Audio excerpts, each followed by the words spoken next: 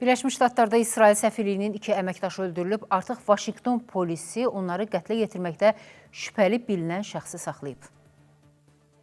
İsrail səfirliyinin əməkdaşları axşam saatlarında paytaxt Vaşinqtonda Yahudi muzeyinin qarşısında öldürülüblər. ABC telekanalının məlumatına görə səfirliyin əməkdaşları Yahudi muzeyi yaxınlığında odlu silahdan açılan atəş nəticəsində qətlə yetiriliblər. İsrail səfirliyi həlak olan diplomatların kişi və qadının nişanlı olduqlarını açıqlayıb. Hadisə ilə bağlı yayılan xəbərin ardınca Vaşinqton polisi İsrail səfirliyinin 2 əməkdaşını güllələməkdə şübhəli bilinən şəxsin artıq saxlanıldığını elan edib. Bu barədə keçirilən mətbuat konfransında məlumat verən Vaşinqton Polis Departamentinin rəisi Pamela Smithin sözlərinə görə şübhəli şəxs Çikaqodan olan 30 yaşlı Elias Rodriguez'dir. Atışmadan əvvəl onun muzeyin içərisində dolaşdığı müşahidə edilib. Daha sonra həmin şəxs muzeydə keçirilən tədbirdən çıxan 4 nəfərlik qrupa yaxınlaşaraq tapançadan onlardan ikisinə atəş açıb. Səfirliyin əməkdaşlarını güllələdikdən sonra o yenidən muzeyin binasına daxil olmağa çalışsa da mühafizəçilər tərəfindən saxlanılıb. Pamela Smith bildirib ki, həbs zamanı saxlanılan şəxs Azad Fələstin şüarı səsləndirib.